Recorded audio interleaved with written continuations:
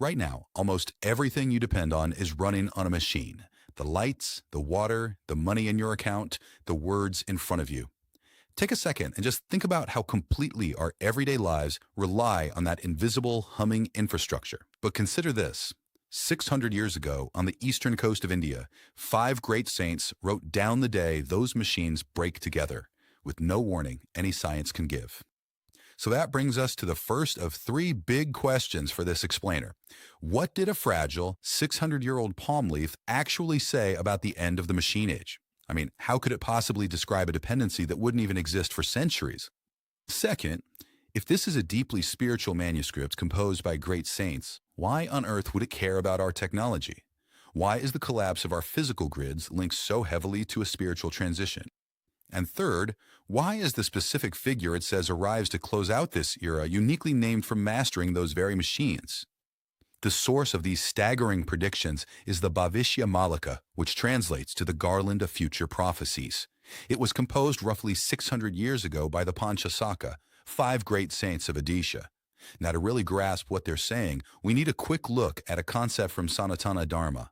You have to think of time not as a straight line drawn on a whiteboard, but more like the seasons of a year. It's an eternal wheel turning through four repeating ages of rising and falling virtue.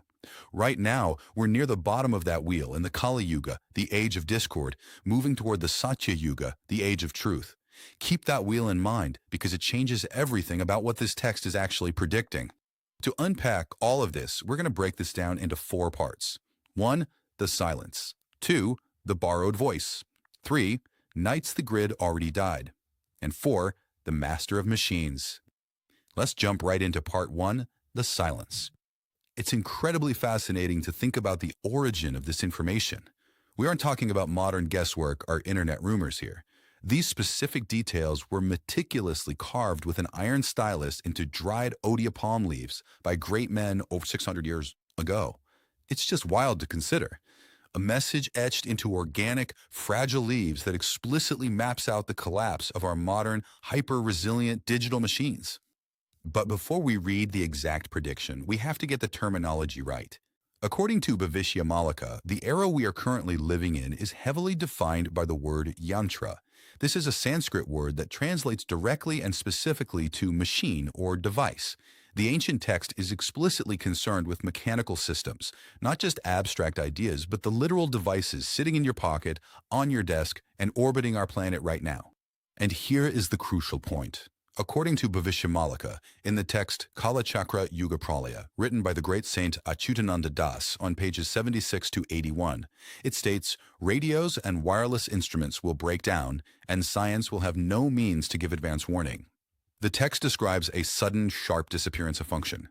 And honestly, what's most unsettling here is that science, our modern tool for prediction and data, will be completely blind to this. It can't see this silence coming, and will have no means to explain it once it arrives. Moving into part 2, the borrowed voice. We have to look at this fairly and separate the actual ancient text from our own modern anxieties. Bhavishya Malika describes generic machines, screens, servers, and automation coming to a sudden halt. It does not use modern buzzwords, and it definitely doesn't name specific tech companies or billionaires. I know it's super tempting to read a 600-year-old text and eagerly imagine it's talking specifically about your local Wi-Fi router going down, but as neutral analysts, we have to view the text purely on its own merits. Today's hyper-connected landscape is simply the resonance of the advanced machine age these great saints described, not a direct vocabulary match. But the breakdown of our physical yantra is really only half the problem. According to Bhavishya Malika, the Kali Yuga Gita, written by Achyutananda Das, chapter 2, page 5, describes a deep spiritual blindness in this era. It states, the unqualified expounds sacred knowledge, even the highest yogis will not recognize the Lord. The text is making a hard admission about a universal breakdown of all systems, both mechanical and intellectual. The unqualified have taken the microphones, and the crowd just believes them. No mechanical method, no technological instrument, and not even the sheer intellectual discipline of the highest yogis can reach him. Which brings us to part 3. Nights the grid already died. If science can't give advance warning of this silence, we are forced to ask a very practical question. Is a sudden, unexplainable failure of our technology even physically possible? The scientific facts say absolutely yes. Just look at the history here. In 1859, the Carrington event proved that massive space weather could short out our earliest networks, literally causing telegraph paper to catch fire from surging currents. Fast forward to March 13, 1989, when a massive geomagnetic blackout completely dropped the grid in Quebec, plunging millions into freezing darkness in seconds. And as recently as February 2022, natural geomagnetic storms caused the sudden, unpreventable loss of about 40 modern commercial satellites that simply fell from their orbits. These are verified facts. Readers of Bhavishya Malika point to these documented natural forces as echoes of the Great Sign, proof that the very systems we believe are invincible can be instantly silenced by forces completely outside of human control. So, why does the age end this way? Let's get into part 4. The Master of Machines, to see exactly who oversees this massive transition. Bhavishya Malika states that the turning point of this wheel is marked by an avatar named Kalki. According to the Kalki Gita by Achyutananda Das, Adhyaya 6, page 20, and the Kali Gita, chapter 10, page 36, Kalki is the master of machines. Bhavishya Malika describes that Kalki removes all obstacles and cuts off the grip of the age, but it's vital to realize this obstacle removal is dual in nature. While the global grids and machines are reset on a cosmic level, this avatar simultaneously operates on the internal obstacles within a person's own heart, freeing humanity from the dense distractions of the Kali Yuga. So, when our physical technology finally falls silent, when the screens you are looking at go dark and the servers across the world just stop communicating, what exactly are you supposed to do?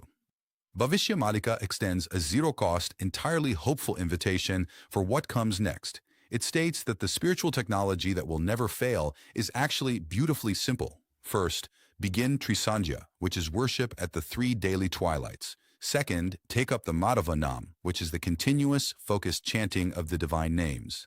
And third, engage in reading ancient foundational scriptures like the Srimad Bhagavat. This, the text implies, is the ultimate unbreakable network. Because, according to Bhavishya Malika, the time of waiting is over. The 5,000-year lease of the Kali Yuga is completely finished. The upheaval, the societal shifts, and the technological failures described by these great saints are not the terrifying end of the world, they are the necessary labor pains of a new one. Bhavishya Malika states a precise target for this turning of the wheel. The year the Satya Yuga, the age of truth, finally dawns is 2032. We aren't talking about a distant, abstract sci-fi future. We are in the final transitional cusp right now, just a few short years away from the dawn of that new age. These ancient palm leaves described our dependency on the machine age centuries before it existed, and they mapped exactly how it ends to make way for something truer. So I'll leave you with this one question to think about today. When the machines finally go quiet, what will you hear?